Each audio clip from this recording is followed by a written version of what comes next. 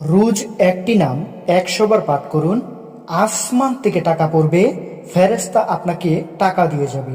ফেরেশতা টাকা নিয়ে আপনার দরজায় দাঁড়িয়ে থাকবে।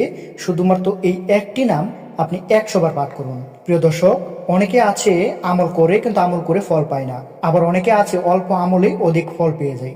তো তাদের জন্য আজকের ভিডিওটি অনেক গুরুত্বপূর্ণ। যাদের দোয়া কবুল হয় না, যাদের রিজিকের সমস্যা আছে, যারা টাকা পয়সার অভাবের মধ্যে আছেন, যারা অনেকভাবে অনেক সমস্যায় ভুগছেন, আমল করার পরেও তারা ফল পাচ্ছেন না, এরকম মানুষের জন্য আজকের ভিডিওটি অনেক গুরুত্বপূর্ণ।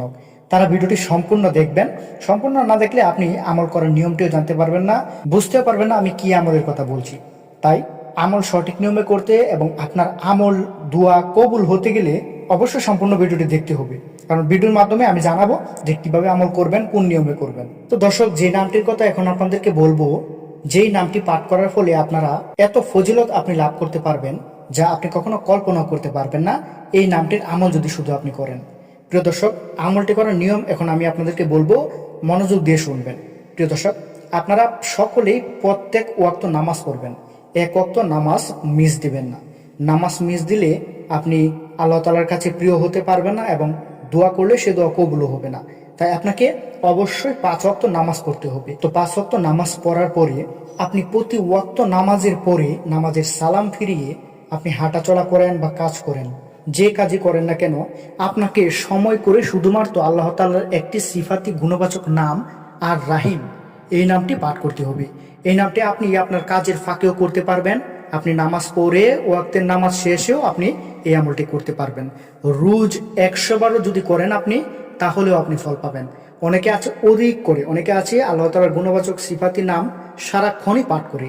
তো যারা করে তারা আলহামদুলিল্লাহ ফল পেয়েছে এবং তারা ভবিষ্যতেও অনেক ভালো একটি জায়গায় পৌঁছেছে। তো আপনাকে কি করতে হবে, আপনার যদি জীবনে সচ্ছলতা অর্জন করার জন্য লক্ষ্য হয়ে থাকে, তাহলে আপনি অবশ্যই আল্লাহ তাআলার এই গুণবাচক সিফাতি নামটি বেশি বেশি পাঠ করবেন। 100 বার পাঠ করবেন প্রত্যেক ওয়াক্ত নামাজের পরে। দেখবেন যে আল্লাহ তাআলা আপনাকে এত কিছু দিছে যেটা আপনি কল্পনাও করতে পারবেন না। আপনি কল্পনাও স্বপ্নেও কখনো ভাববেন না যে আল্লাহ তাআলা আপনাকে কোথায় নিয়ে দাঁড় করাবে। তাই অবশ্যই জীবনের সচ্ছলতা পেতে গেলে আল্লাহ তাআলার গুণবাচক নামের আমল করতে হবে।